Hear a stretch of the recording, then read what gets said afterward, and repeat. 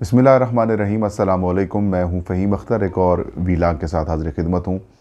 नाज़रीन, आज पाकिस्तान में दो अहम वाक़यात हुए हैं। एक तो खैबर पख्तूनख्वा में बल्दियाती इंतखाबात का पहला मरहला जो है वो मुकम्मल हुआ है और खैबर पख्तूनख्वा पहला सूबा बना है जिसने एक टर्म मुकम्मल होने के बाद मुसलसल दूसरी दफ़ा इंतखाबात करा दिए हैं। लेकिन ये इंतखाबात इंतहाई कह सकते हैं कि पुरतशद्दुद रहे हैं, खूनी रहे हैं और ऐसा महसूस होता है जैसे chief election commissioner Sikandar Sultan Raja अपने पहले बड़े इंतखाबी टेस्ट में नाकाम हुए हैं। अभी तो इसके इम्तिहान और भी बाकी हैं। दूसरा मरहला KPK का होना है और इसके साथ साथ पंजाब, बलूचिस्तान, सिंध और इस्लामाबाद में भी बल्दियाती इंतखाबात कराने हैं। ये इंतखाबात जनरल इलेक्शन से ज़्यादा बड़े होते हैं, इसके मामलात ज़्यादा बड़े होते हैं। इस पर बात करेंगे कि ज़िम्मेदार कौन है, जिसमें आज 5 लोगों की जानें गई और बेतहाशा किस्म के कानून की खिलाफ वर्जियों के और अमन व अमान से मुतालिक जुड़े जो है वो वाक़यात हुए। इलेक्शन कमीशन की क्या रिस्पॉन्सिबिलिटी थी, चीफ इलेक्शन कमिश्नर की क्या रिस्पॉन्सिबिलिटी थी और जो पोलिंग अमला था उसने क्या इलेक्शन कमीशन ऑफ पाकिस्तान से दरख्वास्त की थी जिसको इन्होंने नज़रअंदाज कर दिया था। दूसरा बड़ा वाक़या, पाकिस्तान को और बिलखसूस PTI की हुकूमत को, इमरान ख़ान को ये ताना मिलता था कि पाकिस्तान आलमी सतह के ऊपर सफ़ारती तन्हाई का शिकार है।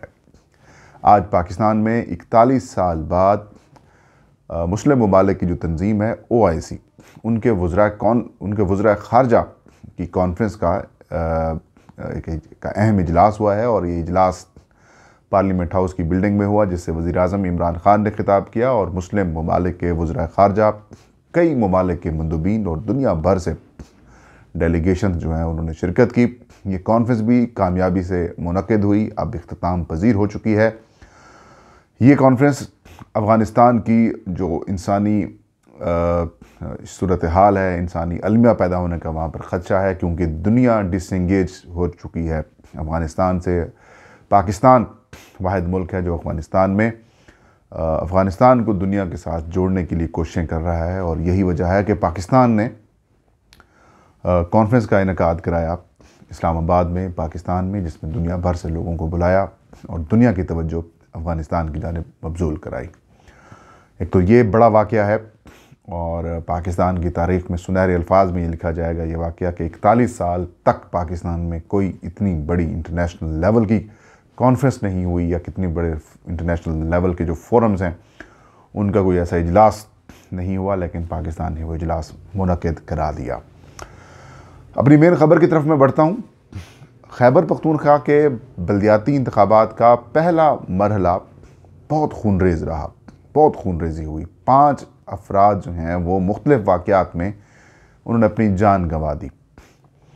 इलेक्शन कमीशन ऑफ पाकिस्तान ने इंतज़ामात तो किए, इलेक्शन कमीशन ऑफ पाकिस्तान ने इंतज़ामात पहले की बजाय, होता है ना कि अगर आपको किसी चीज़ की स्मेल हो जाती है, इन्फॉर्मेशन आपको मिल जाती है कि यहाँ इस एरिया में ये वाक़या हो सकता है, तो आप उसकी एहतियाती तदाबीर करते हैं, आप उसके पहले इक़दामात उठाते हैं, उससे इक़दामात करते हैं, सिक्योरिटी अरेंजमेंट्स करते हैं या फिर कोई भी अगर और प्रिकॉशनरी मेजर्स होते हैं वो आप लेते हैं ताकि ये वाक़या ना हो सके। इलेक्शन कमीशन ऑफ पाकिस्तान ने क्यों खैबर पख्तूनख्वा के बल्दियाती इंतखाबात में फ़ौज तैनात नहीं की? क्यों इलेक्शन कमीशन और बिलखसूस chief election commissioner Sikandar Sultan Raja साहब जब से आए हैं ये वाक़या होने के बाद भरपूर एक्टिव क्यों होते हैं? एक्टिव इन अ सेंस मौजूद थे, दफ्तर में सारी रात जागते भी रहे, नोटिस भी लेते रहे, लेकिन वाक़यात होने के बाद जब उनके पास एक इक़दामात उठाने के इख्तियारात मौजूद हैं तो उन्होंने फिर वो इक़दामात क्यों नहीं उठाए? डस्का में भी यही हुआ। एक सिक्योरिटी प्रोटोकॉल बना हुआ था जनरल इलेक्शन 2018 का, NF-75 डस्का में बाई इलेक्शन होता है।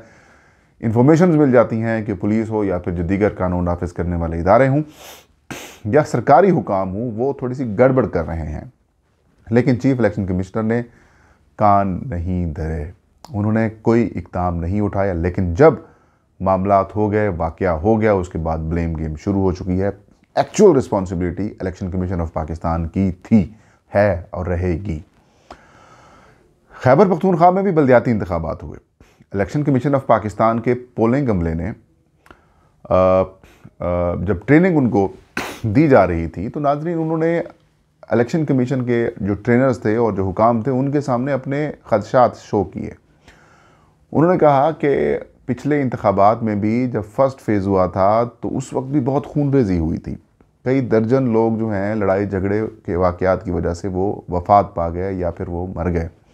अमन व अमान की इंतहाई नाक़िस सूरत हाल की वजह से दूसरे जब फेज़ के इलेक्शंस हुए थे तो उस वक्त के इलेक्शन कमीशन ने फ़ौज को बुला लिया था, क्योंकि गली महल्ले और ज़ात बरादरी और महलों का इलेक्शंस होते हैं लोकल गवर्नमेंट के इलेक्शंस। लेकिन इस दफ़ा थोड़े से हट के इसलिए हैं कि मेयर का जो इलेक्शंस हो रहे हैं या फिर तहसील चेयरमैन के जो इलेक्शंस हो रहे हैं उसमें पूरी तहसील और पूरे डिस्ट्रिक्ट से इलेक्शंस जो हैं वो हुए हैं और लोग जो हैं उसमें वोटिंग कर रहे हैं या फिर उन्होंने की है। इस वजह से ये थोड़े से डिफरेंट तो हुए हैं, लेकिन फिर भी जो काउंसलर्स हैं या फिर नेबरहुड और या फिर विलेज काउंसिल के मेंबर्स जो बनेंगे वो टोटल जो हैं वो गली महलों की सियासत है, तो लड़ाई झगड़ा तो ऑब्वियस है। तो ऐसे में उन्होंने कहा कि हर पोलिंग स्टेशन के ऊपर फ़ौज की वर्दी के अहलकार तैनात होने चाहिए। अगर फ़ौज की वर्दी वाले अहलकारों को वोटर्स देखेंगे तो लड़ाई झगड़ा नहीं करेंगे। लेकिन इलेक्शन कमीशन ने कहा हम आपकी बात के ऊपर गौर करेंगे। गौर किया गया और कुछ लोग ये भी बता रहे हैं कि सूबाई हुकूमत से भी कहा गया कि अगर आपको फ़ौज चाहिए तो हम देंगे, लेकिन ये फ़ौज का लगाने का काम सूबाई हुकूमत का नहीं होता, ये इलेक्शन कमीशन का होता है। इलेक्शन कमीशन ने फुल प्रूफ अरेंजमेंट्स करनी होती हैं और इनके पास आर्टिकल 220-221 के तहत इख्तियारात भी मौजूद हैं और बाकी इलेक्शन में भी वो लगाते आए हैं। तो क्यों नहीं लगाई गई फ़ौज? और ऐसा महसूस होता है कि इस बड़े लेवल के ऊपर इंतखाबात थे और चीफ इलेक्शन कमिश्नर की जो मैनेजमेंट स्किल्स थी उसे खोलकर सामने आना था, लेकिन ऐसा नहीं हुआ। इन्होंने जो सेक्रेटरी इलेक्शन कमीशन थे उमर हमीद ख़ान, इनको सारा दिन दौड़ाए रखा कि आप जाएँ पोलिंग स्टेशन का विज़िट करें। उन्होंने बेचारे ने विज़िट किए, हालांकि ये काम इनका नहीं था बल्कि इनकी मॉनिटरिंग टीम्स का था और सेक्रेटरी इलेक्शन कमीशन ने सेक्रेटेरिएट को देखना था, तो सेक्रेटेरिएट जो फैसले लेते हैं वो सेक्रेटरी लेते होते हैं। बाहर नया ट्रेंड मुतारफ़ करा दिया उन्होंने कि सेक्रेटरी साहब आप जाएँ, मैं पीछे सारे काम मैं संभालता हूँ। उन्होंने संभाले और ये रिज़ल्ट निकला कि एक खुद कुछ धमाका भी हो गया। कई पोलिंग स्टेशंस के ऊपर कब्ज़ा भी कर लिया गया। ये बात अलग है कि उसमें पीटीआई वाले शामिल थे, कोई और जमात शामिल थी, जो भी शामिल था, लेकिन ये responsibilities election commission of Pakistan की है कि वो लोगों को फ्री फेयर और न्यूट्रल माहौल फराहम करे ताकि वो जिसको वोट डालना चाहें वोट डालें और जो उम्मीदवार इलेक्शन लड़ना चाहता है वो इलेक्शन के लिए उनके लिए जो साजगार माहौल है फराहम किया जा सके। लेकिन बदकिस्मती से ऐसा नहीं हुआ। 5 लोग गए। तालिबान ने पुराने खैबर पख्तूनख्वा में पुराने फाटा में दर आदम खेल में उन्होंने कई पोलिंग स्टेशन के ऊपर कब्ज़ा किया, वोटों को जलाया, कैंप्स उखाड़ दी और वोटिंग का अमल रोक दिया गया। इलेक्शन कमीशन सिर्फ यही करता रहा कि वहाँ पर अपने अफसर बाद में भेजता रहा और रिपोर्ट्स मंगवाता रहा और इलेक्शन मुलतवी करता रहा। ये तरीक़ाकार नहीं है। इलेक्शन कमीशन को प्रोएक्टिवली काम करना चाहिए था, इक़दामात उठाने चाहिए थे उनको।